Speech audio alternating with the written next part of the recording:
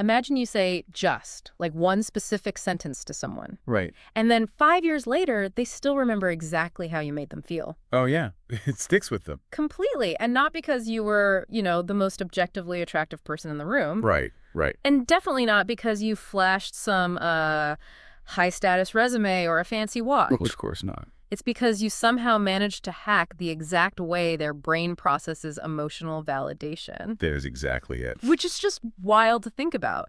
That is the kind of leverage we are talking about today. So welcome to this deep dive. Thanks. I'm really excited for this one. Me too. Our mission today, for you listening, is to decode this really fascinating piece of source material. It's from the YouTube channel Female Psychology Hub, and it's titled 8 Compliments That Make Women Fall in Love with You. Which I know sounds like a lot. It sounds super clickbaity, right? It really does. But the substance is actually, it's incredibly deep. Exactly. We're going way beyond that clickbait title. We're looking at the actual mechanics of why certain words act as this, like incredible shortcut. A shortcut to building genuine attraction. Yeah, and profound respect, and leaving this lasting psychological footprint on someone. So whether you are actively dating or, prepping for a social event or just insanely curious about human connection, this is for you. But to understand the mechanics of that footprint, we really have to immediately dismantle this foundational myth. Okay, lay it on me. Well, the source material points this out perfectly. There is this pervasive, almost pathological assumption that human attraction is this like a binary transactional equation. Like a math problem. Exactly. Like you input a certain level of physical fitness, a specific income bracket, or some curated social status. Right, right. And you just expect instant attraction as the output. Just hit enter and she likes you. Right. But that whole resume approach to dating, it completely ignores how the human limbic system actually operates. Oh, this is the good stuff, the limbic system. Yeah, because attraction isn't processed in the logical prefrontal cortex. Where your tax bracket lives. Exactly. Your tax bracket does not live in the emotional centers of the brain. The strongest, most enduring impact you can have on a woman is created entirely by how you make her feel. How you make her feel in her actual nervous system. Yes. Not what data points you present to her logical mind. Okay, so let's unpack this. Because if the goal is to actually shift a person's neurochemistry, Which it is. right, to change how they feel in their own body, the source introduces a tool that is shockingly overlooked. Mainly because it's usually done so poorly. Yeah, exactly. The verbal compliment. We're talking about shifting from that binary resume mindset into something highly targeted. Very targeted. But before we look at the exact phrases that trigger this resonance, we have to look at the baseline error, right? We have to look at the spam folder. Ah, the spam folder. That is the perfect analogy for the trap of generic flattery. It really is. The source material actually talks about this. It mentions guys throwing generic compliments around, like candy. Like, you look pretty. Yeah, or nice outfit, or you're cute. Because empty calories. Completely empty. And on a neurological level, think about a modern woman's brain. She is receiving dozens, if not hundreds, of these low-effort inputs every single week. Oh, easily. Through social media, dating apps. Or just walking down the street. And her reticular activating system, that's the part of the brain that filters out unnecessary information, it literally categorizes these comments as spam. Because they don't mean anything. Right. They pose no threat, but they also offer absolutely no high-value reward. They are just background noise. I'd take it a step further, actually. It's not just that they're background noise. They can actually be detrimental to your perceived value. Oh, 100%. Like, imagine you walk up to someone who has spent immense time, cultivating their intellect or their career. Yes. And the absolute best thing you can muster is nice shirt. It's insulting, almost. It is. You are actively demonstrating a complete lack of observational skill. You're showing her you don't see her. Right. It signals to her that you're completely blind to who she actually is. You are interacting with this, like, two-dimensional avatar of her. Which just reduces you to simply another guy. Another guy blending into the wallpaper. Completely forgettable. Which brings us to the psychology of why so many intelligent, high-achieving people still default to this generic flattery. Because they do. It's so common. It is. And it's basically a defense mechanism. It's born out of cognitive overload and, frankly, social anxiety. Because generic compliments are safe. Exactly. They require absolutely zero vulnerability from the person giving them. You just say you're cute and run away. Basically, yeah.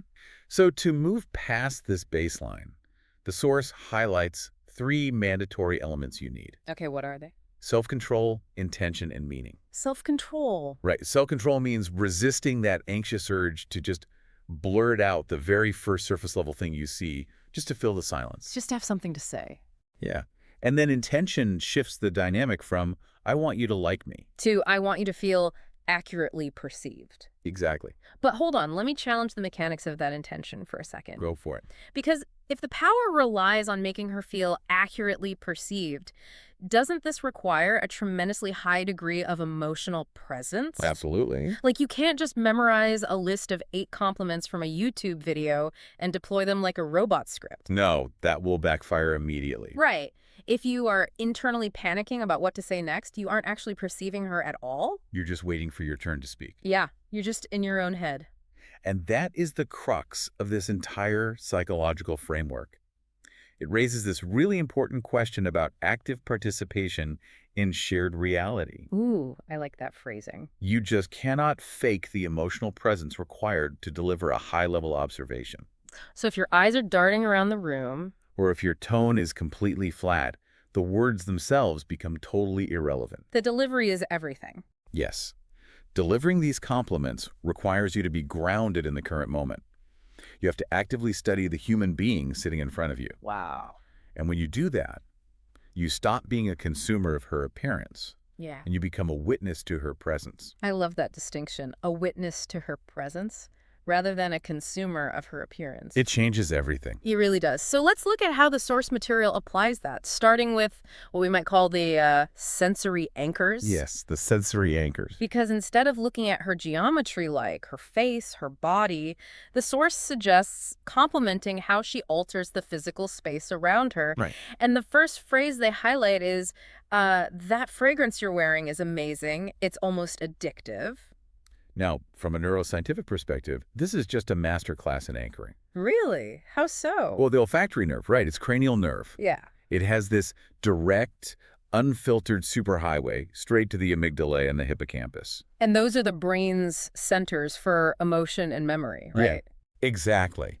So unlike visual or auditory information, which gets heavily processed and delayed by the thalamus, Scent is visceral. it's visceral and it is immediate. A specific scent can instantly transport someone back to a very specific moment in their life. Oh, absolutely. Like smelling sunscreen and suddenly you're at the beach when you were 10. Precisely. So here's where it gets really interesting to me, because with this compliment, you aren't just giving her like a product review of her perfume. No, not at all. You are tapping into that Proustian memory effect. By using the word addictive, you're establishing this really profound subtext. What's the subtext you're seeing there? You are essentially saying to her, your invisible aura persists in my mind even when I am not looking at you. Oh, that is spot on. You're acknowledging that her presence stays with you. She has a lingering atmospheric impact on your senses. It totally shifts the focus, doesn't it? It does. It moves the interaction far away from a visual appraisal. Which is how predators operate, honestly. Just staring. Right, or superficial observers. And it places the interaction into this realm of like enveloping intimacy. You're allowing yourself to be affected by her environment. Exactly. And that theme, being affected by her environment, it transitions beautifully into the second sensory anchor the source explores. Which deals with emotional contagion. Yes, the energy of her smile. Okay, so the phrase the source provides for this one is, your smile can light up any room. Now, I know what you're going to say. I mean, the immediate danger here is that this sounds like a total cliche from like a 1990s rom-com. It does sound like a line. Right. But the source is adamant that we look deeper at the mechanics of this exact phrase. Because it is absolutely not a dental assessment. Exactly. You are not praising the symmetry of her jawline or how white her teeth are. Right. What's fascinating here is the underlying evolutionary biology of a human smile. Okay, break that down for us. Well, humans evolved to use smiles to signal safety. We use them for social cohesion and to broadcast positive energy. To show we aren't a threat. Exactly. So when you tell someone their smile lights up a room, you are acknowledging their energetic resonance. You're noticing the tangible effect they have. Yes. You're noticing how her internal joy manifests externally and how it tangibly shifts the mood of the ecosystem she's in. It's like the physics of a room's mood shifting. That's a great way to put it. We all know that feeling, right? When a specific person walks into a tense room and suddenly the ambient temperature just seems to drop 10 degrees. Everyone just breathes a little easier. Yeah. By noticing that, you are validating her warmth. You're saying, I see the emotional frequency you are emitting, and I recognize the positive effect it has on the people around you. And validating that frequency is incredibly potent Why does it work so well?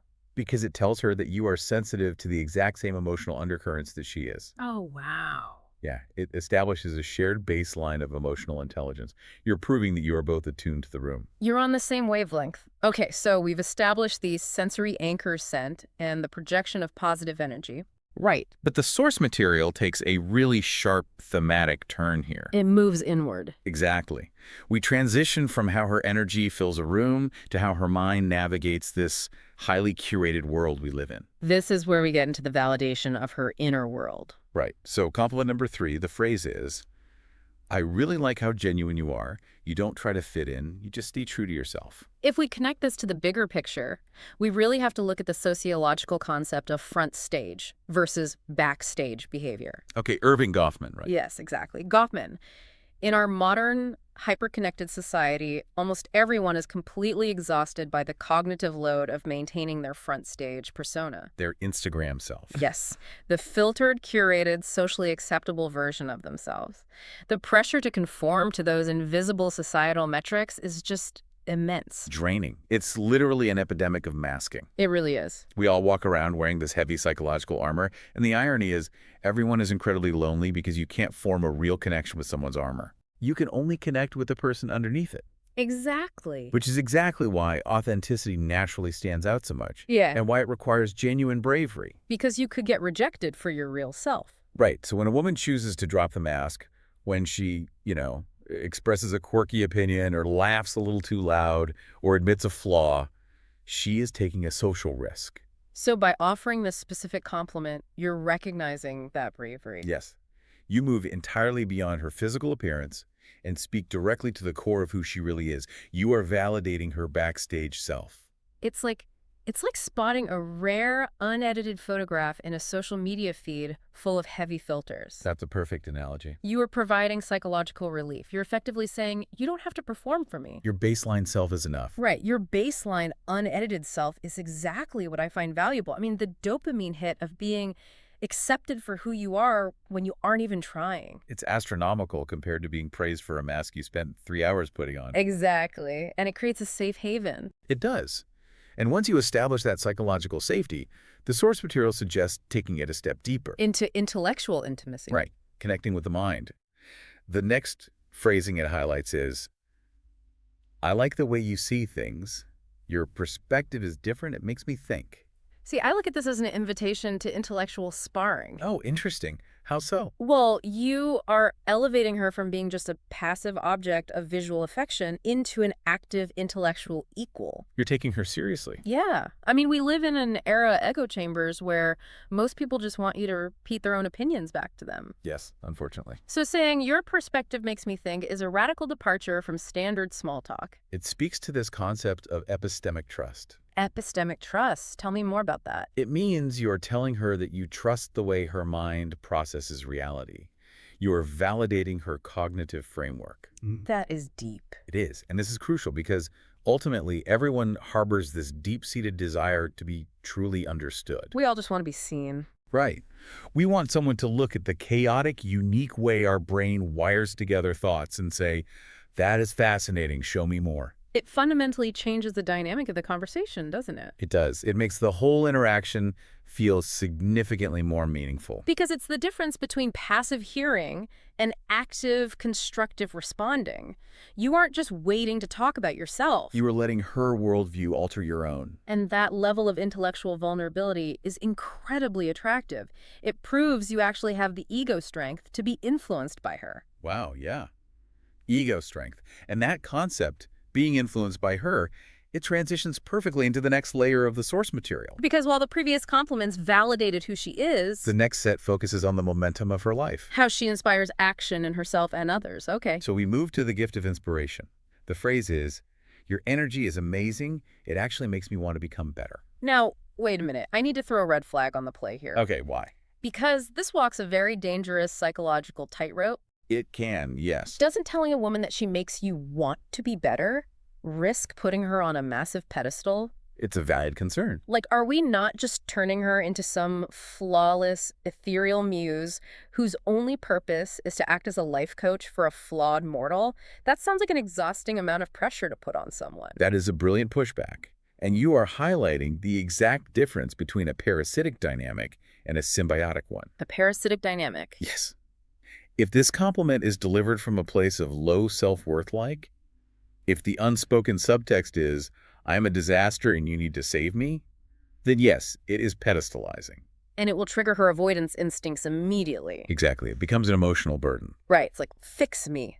That's not a compliment. That's a job offer. Exactly. However, when it's delivered with the self-control and intention we discussed earlier, the psychological mechanism is entirely different. How does it shift? It invokes the Pygmalion effect, but in a collaborative way. You are not asking her to pull you up. You are telling her that her natural momentum is contagious. Oh, I see. You're inviting her into a shared journey of growth. Yes, it is the recognition of her drive. You're observing that her sheer momentum makes you want to run alongside her at her pace. Ah, I see the nuance there. It shifts the dynamic from passive admiration to active inspiration. It's not about worship. It's about kinetic energy. Kinetic energy, yes. It's saying, iron sharpens iron, and your presence sharpens me. Beautifully put.